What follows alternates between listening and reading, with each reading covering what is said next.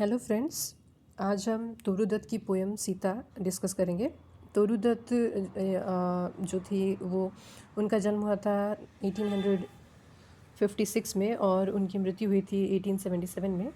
तो तोरू दत्त ने बहुत ही कम उम्र में बहुत सारी अच्छी अच्छी पोएम्स लिखा है उन्होंने। उनकी एज जो है 22 ईयर्स से भी कम थी।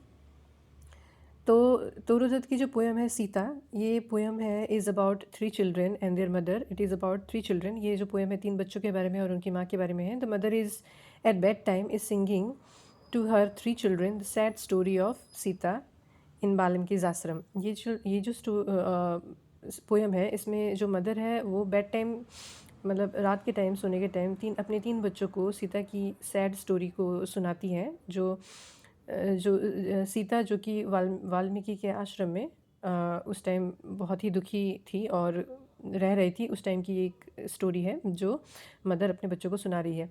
The story telling of mother is so strong that the whole scene inside the forest comes alive.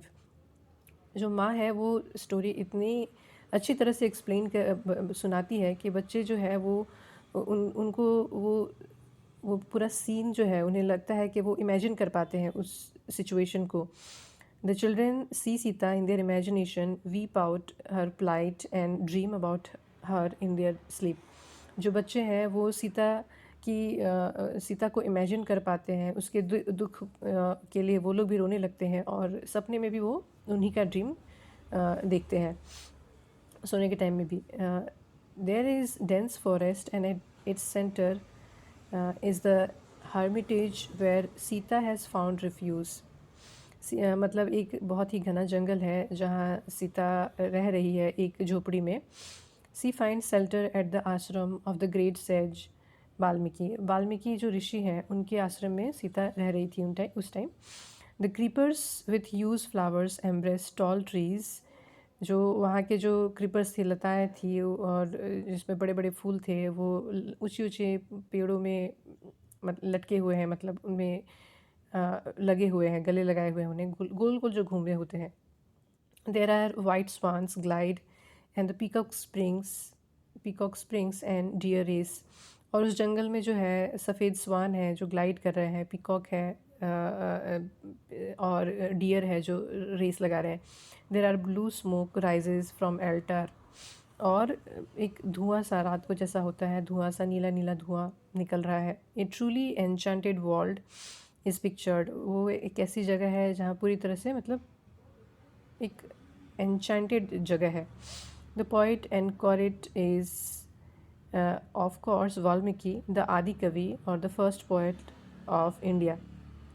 जो वाल्मीकि है उन्हें आदि कवि कहा जाता है और इंडिया का फर्स्ट पोइट भी कहा जाता है।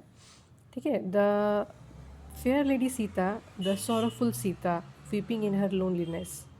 जो सीता है जो इतनी अच्छी थी, वो बहुत ही दुखी हैं और अपनी अकेलेपन में बहुत रो रही हैं।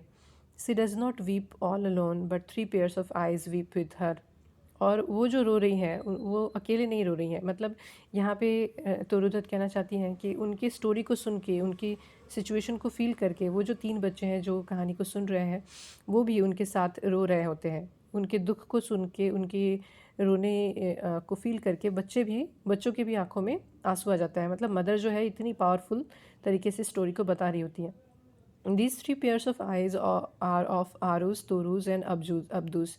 तो यहाँ पे जो आरू और अब्जू हैं वो तोरू दत्त के अपने भाई बहन हैं जिनकी डेथ हो चुकी थी तोरू दत्त के डेथ से पहले ही।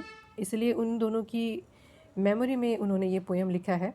Eight the end of the story the vision is hushed away.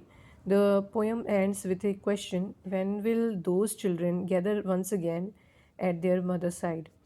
तो ये जो स्टोरी है इसमें तोरू दत्त जो है वो सोचती हैं कि वो दिन वापस कैसे अब वो चिल्ड्रन अब कब वापस अपनी माँ के पास बैठ पाएंगे, उसी तरह से उनकी कहानियाँ सुन पाएंगे। क्योंकि उस समय जब उन्होंने ये पोएम लिखा था उनकी माँ भी उनके साथ नहीं थी और उनके दोनों भाई बहन भी उनके साथ नहीं थे उस time.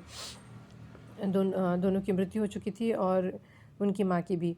The question is rhetorical because by the time of writing, the 2 siblings of Toru, as is the mother in the poem, are already dead. मतलब तीनों की मृत्यु हो चुकी थी, उसके बाद उन्होंने ये पोएम लिखी है. This poem is about memory and the power of poetry और the imagination to heal sorrow. ये पोएम जो है वो याद के बारे में है, मेमोरीज़ के बारे में है, जो उत्तरू दत्त की मेमोरीज़ है उनके बचपन की, जो तीनों भाई बहन बैठ के अपनी माँ के सामने रात को कहानी सुनते थे, बेड टाइम सिंगिंग जो उनकी माँ सुनाती थी, उसके बारे में है, उनके इमेजिनेशन के बारे में है. Toru conjures up the evocative story of Sita to mourn her own loss of a happy childhood, but in doing so, she tries to overcome it by transforming it into poetry.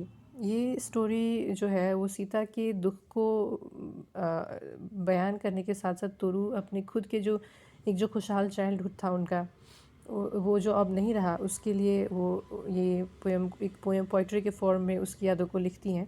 The poem is self reflexive and precocious in a very post modern way.